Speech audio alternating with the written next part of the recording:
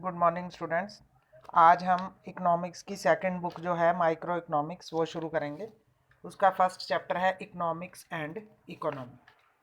What economics is about. Economics क्या होती है? Economics is that branch of knowledge in which those activities of human being are studied which they undertake to acquire square means, that is wealth, to satisfy their unlimited wants. तो economics जो है वो ज्ञान की एक ऐसी शाखा है जिसमें जो हमारे पास स्केयर चीज़ें हैं, मतलब सीमित वस्तुएं जिसे धन के नाम से जाना जाता है, और हमारी जो आवश्यकताएं हैं वो अनलिमिटेड हैं, उनको हम सीमित साधनों से कैसे पूरे कर सकते हैं।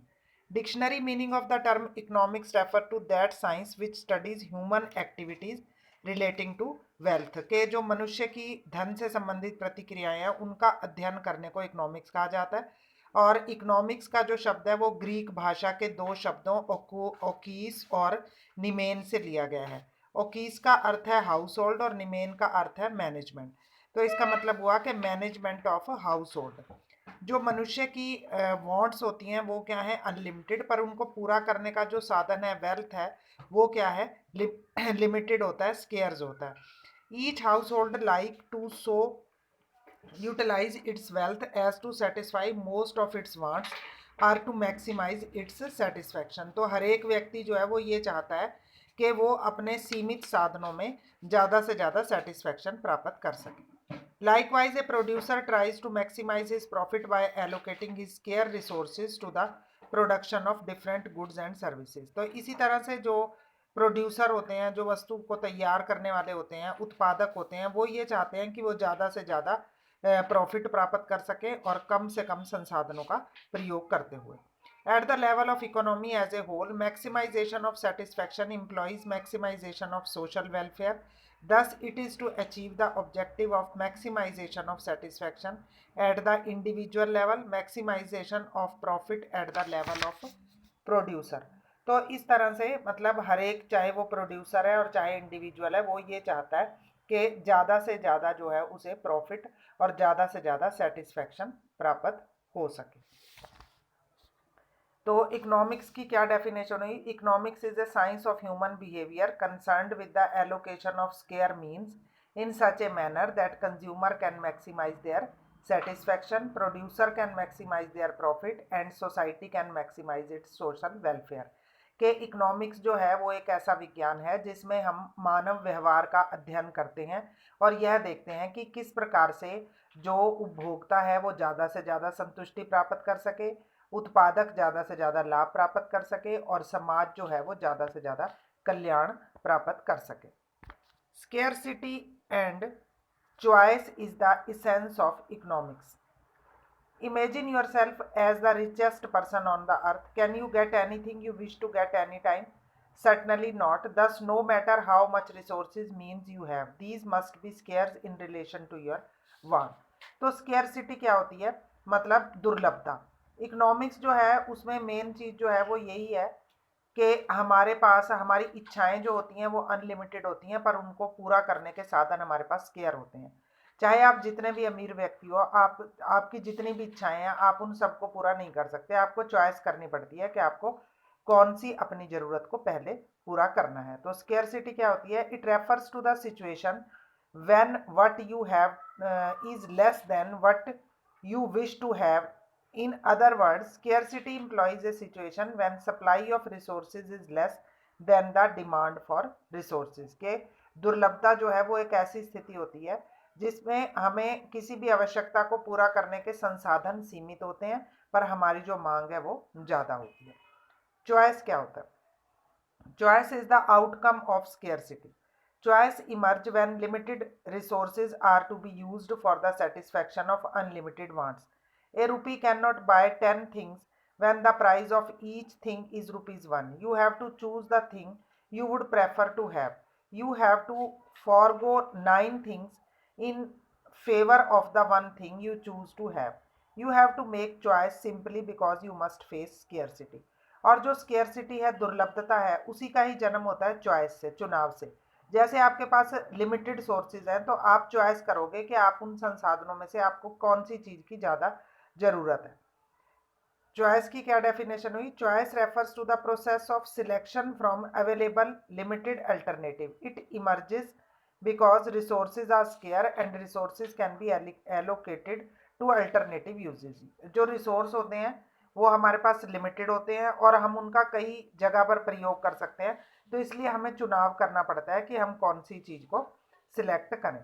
तो इस तरह से स्केयरसिटी जो है वो चॉइस को या चुनाव को जन्म देती है. चॉइस इम्प्लॉइज डिसीजन मेकिंग, और चॉइस जो है वो किसको जन्म देती है? निर्णय क्षमता को, डिसीजन मेकिंग को. और decision making relates to usages of limited resources in a manner that consumer maximize his satisfaction. और जो डिसीजन मेकिंग है, निर्णय क्षमता है, वो कंज्यूमर को इस तरह से तैयार करती है कि वो उस वस्तु को परचेज करे जिससे उसको ज़्यादा से ज़्यादा सेटिस्फैक्शन प्राप्त होती है. इसी तरह से प्रोड्यूसर और सोसाइटी के लिए भी यही चीज़ अप्लाई होती है.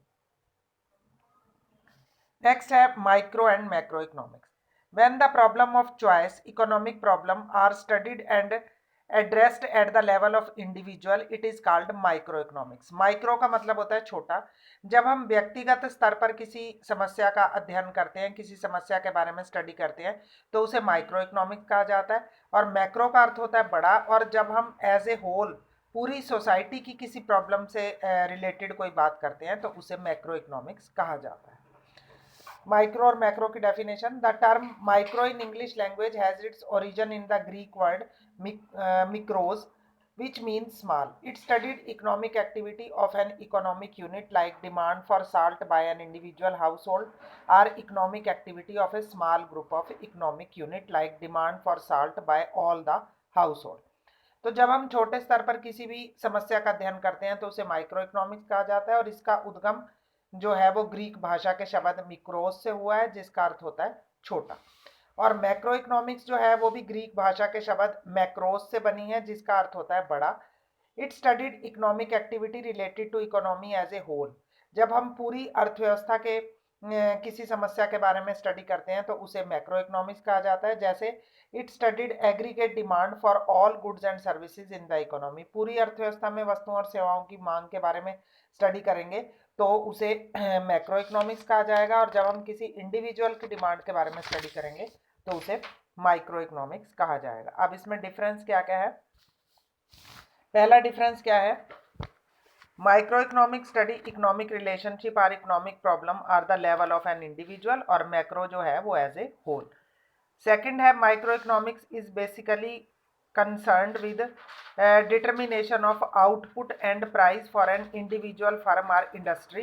Accordingly, microeconomics is briefly referred to the theory of price. तो माइक्रो इकोनॉमिक्स जो है वो किसको रेफर करती है? थ्योरी ऑफ प्राइस को, और ये इंडिविजुअल से रिलेटेड होती है. और मैक्रो इकोनॉमिक्स जो है basically concern with determination of aggregate output and general price level in the economy as a whole. Accordingly macro economics is refer to the theory of income and employment. तो ये theory of income and employment से related होती है. Third difference है study of micro economics assume that macro variable remain constant. जब हम micro economics की study करते हैं तो हम ये मानते हैं कि मैक्रो इकोनॉमिक्स के जो वेरिएबल हैं वो कांस्टेंट है. और जब हम मैक्रो इकोनॉमिक्स की स्टडी करते हैं तो हम मानते हैं कि माइक्रो इकोनॉमिक्स के जो वेरिएबल हैं वो कांस्टेंट है. फोर्थ डिफरेंस है market force of supply and demand play a significant role in the context of micro economics problem. Micro economics की जो प्रॉब्लम है उस पर मांग और पूर्ति के तत्व प्रभावित करते हैं. और मैक्रो इकोनॉमिक्स में government policy, monetary and fiscal policy, मौद्रिक और राजकोषीय नीतियां जो होती हैं वो प्रभावित करती हैं मैक्रो इकोनॉमिक्स के डिसीजन. नेक्स्ट है इसमें positive and normative economics. Positive economics क्या होती है? It deals with economics issued for our economic behaviour related to past, present and future. Positive economics जो होती है वो पिछला जो बीता हुआ समय है, वर्तमान और भविष्य की बातों से संबंधित होती है. It deals with such economic situation which can be studied by using fact and figure.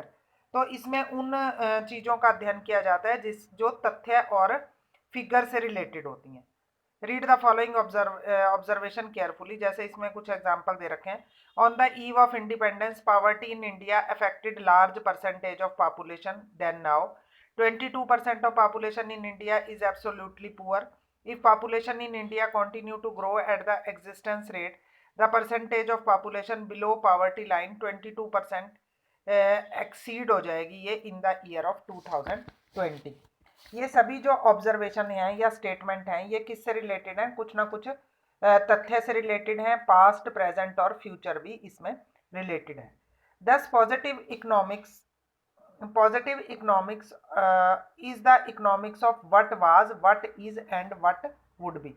तो जो पॉजिटिव इकोनॉमिक्स है वो इससे संबंधित है कि क्या था, क्या है और क्या होना चाहिए। इसकी विशेषताएं क्या क्या हैं?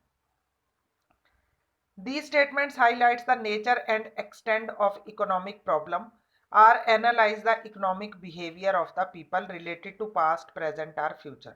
तो जो पॉजिटिव इकोनॉमिक्स है उसमें हम किसी भी क्षेत्र से संबंधित जानकारी प्राप्त कर सकते हैं, जो लोग हैं उनके वर्तमान, उनके भविष्य के और उनके पिछले विचारों के बारे में जान सकते हैं। These statements are based on fact and figure related to past, present and future। पिछली तथ्यों से या वर्तमान तथ्य से संबंधित होते हैं। These statements are verified for truth, fact and figure can be verified। तो इनको हम वेरीफाई कर सकते हैं, इनको अगर हम इसकी जांच करना चाहते हैं तो वो हो सकती है। These statements do not reflect any value, judgment or opinion of the economist which could be a matter of debate। तो ये जो है किसी भी इकोनॉमिक्स्ट के जो स्टेटमेंट है उसको प्रभावित नहीं करते हैं। अब अगली आ गई normative economics. Normative economics is that economics in which we study what ought to to बी। मतलब नॉर्मेटिव में क्या आएगा, आदर्शात्मक जिसे कह सकते हैं कि क्या होना चाहिए। It deals with opinion of the economist related to economic issue or economic problem. Different economist may offer different opinion on the situation to an economic problem. Opinion involve value judgement. अब इसमें क्या है कि जैसे मतलब अलग अलग विचार जो अर्थशास्त्री हैं वो अपने रख सकते हैं। जैसे इसमें कुछ उदाहरण दे रखे हैं। MNREGA will one day bring an end to the problem of unemployment. के मनरेगा जो सरकार ने योजना बना रखी है, एक दिन इससे बेरोजगारी समाप्त हो जाएगी। MNREGA is just a program of financial aid to the unemployed people. के ये बेरोजगार लोगों को वित्तीय सहायता देती है। MNREGA uses tax payer money and should therefore be stopped. के मनरेगा जो है वो टैक्स पेयर के पैसे को यूज करती है और फिर बाद में ये खत्म हो जाएगी। MNREGA should not be persuade unless it ensure assets creation in the economy. तो ये इस तरह से कई जो स्टेटमेंट्स हैं ये नॉर्मेटिव इकोनॉमिक्स की हैं। ये केवल अपने ओपिनियन है, अपने विचार हैं, बल्कि ये वास्तव में सत्य नहीं है। तो क्या विशेषताएं हुई इसकी कि the statements involve value judgement, के ये वैल्यू जजमेंट से संबंधित होती हैं। या the statements leads to controversies and debate, के ये ऐसे ही भाषण भूषण देने से संबंधित होती हैं कि वास्तव में ये चीज़ें लागू नहीं होती। और the statement indicate opinion and are therefore not verifiable by truth. तो इनको हम वेरीफाई नहीं कर सकते हैं। और ये स्टेटमेंट जो है क्या होना चाहिए से संबंधित होती हैं, कोई हमारी अर्थव्यवस्था की समस्या को सुधारने से संबंधित नहीं होती हैं। तो ये दोनों के बारे में बताने पर हम इनके कुछ डिफरेंस जो है वो बता सकते हैं कि पॉजिटिव इकोनॉमिक्स जो होती है वो रिलेटेड टू पास्ट, प्रेजेंट और फ्यूचर से होती है, पर जो नॉर्मेटिव इकोनॉमिक्स है वो क्या होना चाहिए इससे संबंधित होती है। Statement of positive economics relate to what was, what is and what would be, और ये व्हाट ऑट टू बी।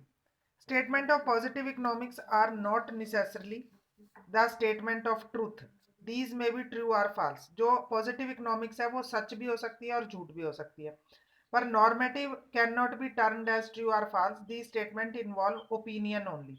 इसमें तो केवल हम अपने विचार रख सकते हैं, सच या झूठ नहीं होती। Fact and figure are verifiable. Positive में तो फैक्ट और फिगर जो वेरीफाई कर सकते हैं, पर नॉर्मेटिव में नहीं कर सकते। Positive economics does not involve value judgement. इसमें वैल्यू जजमेंट इन्वॉल्व नहीं होती, पर जो नॉर्मेटिव है इसमें वैल्यू जजमेंट इन्वॉल्व की जाती है। ये तो था इकोनॉमिक्स के बारे में। अब है what is economy. People perform different economic activity to earn their living. The teacher go to school, the doctor go to hospital, farmer go to their field and the industrialist go to their industries. The nature and level of economic activity performed by the people of an area would reveal a system by which people of that area earn their living.